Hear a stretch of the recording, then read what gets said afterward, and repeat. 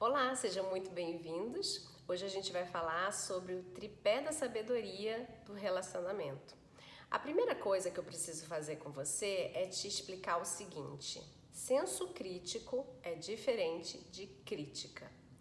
Pessoas que têm senso crítico são pessoas que sabem analisar os prós e os contras de uma situação. E quando ela analisa o contra, ela faz isso para que ela tenha uma melhor percepção de como ela vai se anteceder, né, se antecipar e como ela vai então solucionar aquele problema.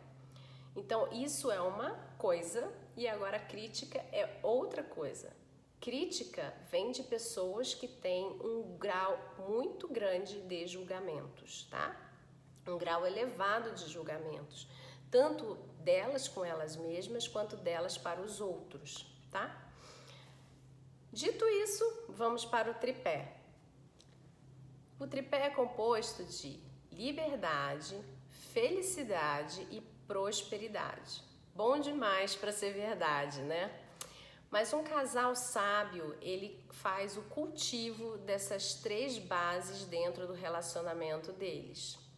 Quando a gente está falando sobre pessoas que sabem dar valor à liberdade, a gente está falando sobre pessoas que sabem analisar padrões e tomar decisões. Quando você analisa os padrões de forma mais clara e profunda, você consegue entender se aquele padrão é uma coisa que te aprisiona ou se é uma coisa que te liberta.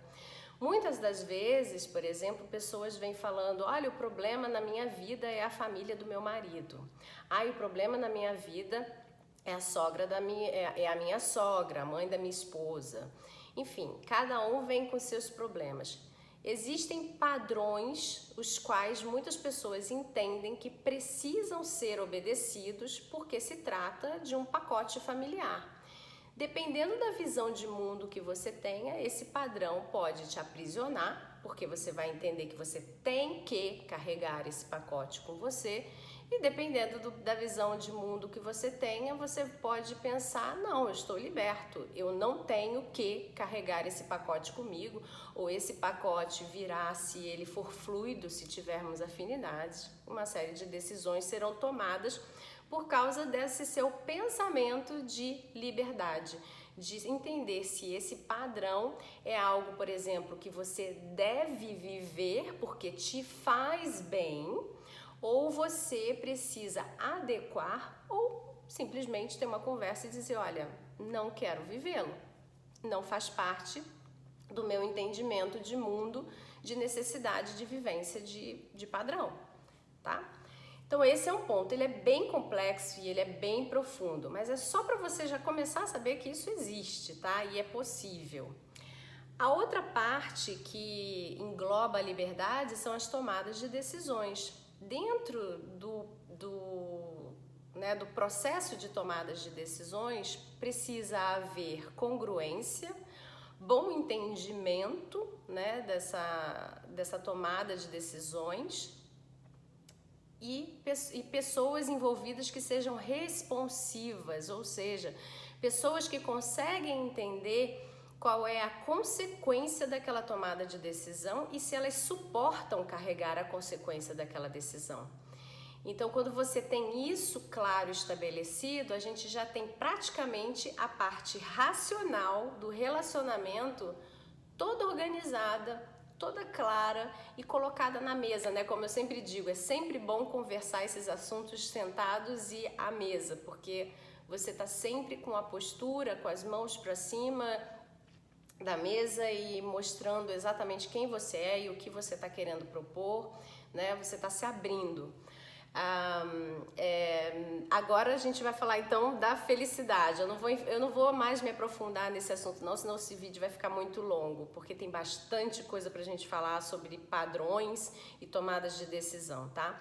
Mas fica aí a pulguinha então para vocês começarem a ficar espertos com relação à liberdade dentro do relacionamento. Ela não tá só ligada àquela história de você faz isso, você tem tempo, você não sei o que, eu não tenho tempo para nada, eu não posso fazer nada, eu sou prisioneiro, você é prisioneiro. Não. Liberdade ela é uma coisa bem mais profunda e necessária. Felicidade. A primeira coisa é o seguinte: dificilmente você fará alguém feliz se você não for feliz.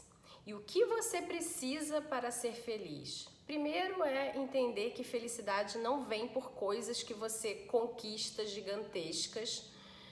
O que está acontecendo ali, na verdade, quando você faz uma conquista de uma coisa, você conquista uma casa, você conquista um carro, você conquista coisas materiais, a única coisa que está acontecendo ali, na verdade, é uma alegria que provavelmente depois se junta, né? A gente diz que pequenas alegrias juntadas num pacotinho viram o que é uma pessoa alegre, uma pessoa feliz. Mas o que é a junção dessas alegrias? É você entender quem você é e o que você faz. E quem você é e o que você faz promovem bons resultados que te trazem alegria, que juntos com várias bolinhas de alegria fazem a felicidade. Vamos entender dessa forma. Vamos botar assim para ficar mais claro, mais prático. Então, quando você conquista a tal da casa, o que você está dizendo para você mesmo é: nossa, eu sou capaz de realizar coisas as quais tragam resultados grandes. Eu sou capaz. Quando a gente está falando sobre a nossa capacidade, sobre aquilo que a gente faz, a gente está alimentando ou acabando com a nossa autoconfiança. Então, muito cuidado com aquilo que você diz a respeito de você, dos seus filhos, do seu marido, da sua esposa, com relação ao fazer, porque cada vez que você diz que a pessoa não é capaz, que a pessoa faz tudo errado, você está minando a autoconfiança dela. E tudo que a gente não quer é estar perto de gente que está enfraquecida com a sua autoconfiança, que se sente incapaz, que se sente vulnerável, né? Então, vamos falar de forma positiva. Você é capaz, você pode. Se você não é capaz, o que você pode fazer para se capacitar? Né? Se você é concreto, é real, não tenho capacidade para fazer X. Então tá, você quer conquistar X mesmo? O que você precisa fazer para se tornar capaz, né? Então vamos começar a caminhar. Quando a gente está falando então sobre a outra bolinha ali de ser, a gente está falando sobre a nossa autoestima, né? Eu sou uma pessoa contente, eu sou uma pessoa alegre, eu sou uma pessoa prestativa, eu sou uma pessoa... enfim, você está falando sobre a sua autoestima. Então, nunca permita que alguém diga o contrário de você para nominar a sua autoestima e nunca permita se dizer coisas negativas sobre a sua autoestima. Toda vez que você olhar para a sua autoestima e você achar que você não é alguma coisa, você se pergunta: eu não sou mesmo? Eu só não estou tão boa como eu gostaria que eu fosse. E aí você começa a criar as estratégias para melhorar aquilo que você acredita, né? Eu acho que eu não sou tão bonita. Tá minando a sua autoestima, tá? Mas isso é real? Isso é concreto na sua cabeça? Você se acha não tão bonita? Então o que você vai fazer para você se tornar a pessoa bela que você deseja dentro do que você é? Dentro do seu perfil, da pessoa que você se apresenta no espelho, o que é que está faltando aí para você, tá? Então, você vai lapidando a sua autoestima. O autocuidado é a outra parte que está dentro da felicidade, né? O autocuidado é exatamente isso. É você parar e prestar atenção no que está acontecendo, que está faltando na sua autoconfiança, que você precisa fazer para fortalecê-la, o que está faltando na sua autoestima, que você precisa fazer para fortalecê-la, e o que você vai fazer por você primeiro, que faz com que você consiga reverberar para os outros, porque à medida que a pessoa se sente capaz de ajudar o outro, né, ela cada vez mais ela emana felicidade. Quando você tem o autocuidado, a gente usa uma metáfora que já deve estar bem batida, que é a metáfora da máscara de oxigênio no avião. Se você colocar a máscara de oxigênio primeiro numa criança, por exemplo, talvez quando você vai pegar o seu cérebro já esteja com tanta escassez de oxigênio que você não consiga mais fazer o movimento correto e colocar a máscara. Então, isso significa que você precisa ter cuidado primeiro com você para que você esteja bem nutrido para poder ajudar o outro. Então você só consegue servir ao outro quando você já está bem servido, né? Uma pessoa faminta, ela não consegue fazer comida para outras pessoas. Ela precisa se nutrir primeiro para que ela consiga dar amor, carinho, atenção, cortar direitinho, pensar bem na receita, entender o que ela vai fazer e servir, né? E fazer a comida. Então, presta atenção no autocuidado. Então, a gente já falou sobre liberdade, que está baseado em padrões e decisões. Falamos sobre a felicidade, que está baseada em autocuidado, autoestima e autoconfiança. E agora, prosperidade. A prosperidade aqui, ela não está relacionada a nada do que a gente tem ouvido sobre prosperidade, de história de teoria da prosperidade, nada disso. A gente está falando sobre a prosperidade que está lá no dicionário, tá? A prosperidade, ela é aquilo que vem através da criação de planos baseados em estratégias, tá? Então, do que a gente está falando? Traduzindo, tenha planos no seu casamento. Crie planos em comum para que vocês tenham, primeiro, assunto. Ter planos em comum cria assunto. Eu estou sonhando com aquela casa. Nossa, o que a gente vai fazer para comprar aquela casa? O que a gente vai deixar de comprar na nossa rotina, nosso dia a dia para poupar, para poder comprar aquela casa? E hoje vamos fazer um passeio na frente daquela casa? Nossa, olha, a casa tá linda. E olha, a casa tá com um pouquinho de mancha na parede, vamos ter que pintar a casa. Que cor será que eu vou pintar a casa? Que cor você gosta? Pronto, você já criou um assunto porque você tem um plano em comum com aquela pessoa para a vida de vocês. Então, criem planos sempre. Mas eu não preciso mais comprar casa, eu não preciso comprar carro, eu não, enfim. Fazer uma ginástica, dizer que vão cozinhar juntos, marcar uma vez na semana de ir ao cinema e entender, por exemplo, qual vai ser o filme, sobre o que o filme fala, conversar depois sobre o filme, se gostou, se não gostou. Criem pequenos planos, não precisa ser nada mirabolante ou nada grande como a compra de uma casa, de um carro, nada, ou uma viagem.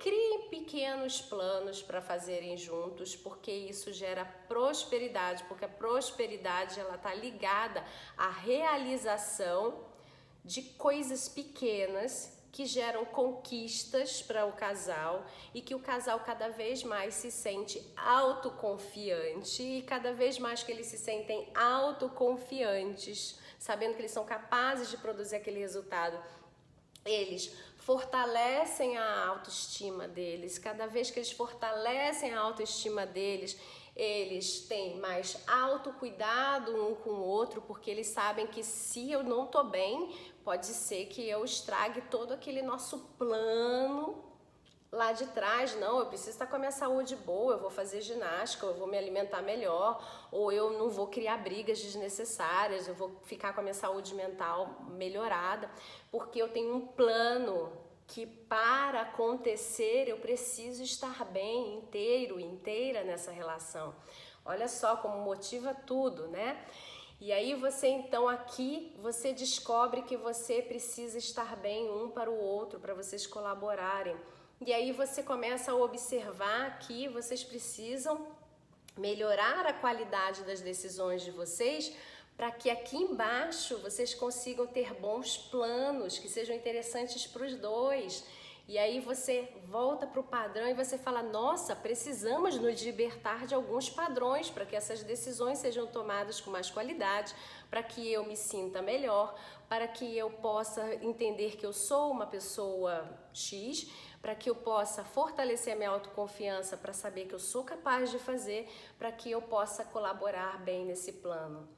E aí você começa a ver, ou me prender a um padrão, porque às vezes a pessoa também é muito solta e ela precisa, na verdade, de fixar a âncora dela em algum lugar para ela poder concentrar, ter foco e fazer as coisas acontecerem da mesma forma, tá? Então a gente tem tanta pessoa que voa e ela precisa de ancoragem, ela precisa se prender a um pequeno padrão para ela poder focar e agir, como a gente tem pessoas que não conseguem agir porque elas estão absolutamente prisioneiras de algum padrão, tá? Como eu falei, isso é muito profundo. Mas você percebe que tem, ó, na minhoquinha aqui que eu fiz do movimento, tem todo um raciocínio lógico para esse tripé funcionar? Então começa a aplicar isso em pequenas doses no seu relacionamento, que você vai ver que tudo vai começar a mudar. Se você não muda, nada muda. Depois eu vou fazer um vídeo falando sobre essas mudanças, de como mudar o outro. Será que isso funciona? Muda você, porque se você quer fazer com que o seu relacionamento funcione, é você que está decidindo estar casado. Então muda você. Bom, um grande abraço e até a próxima.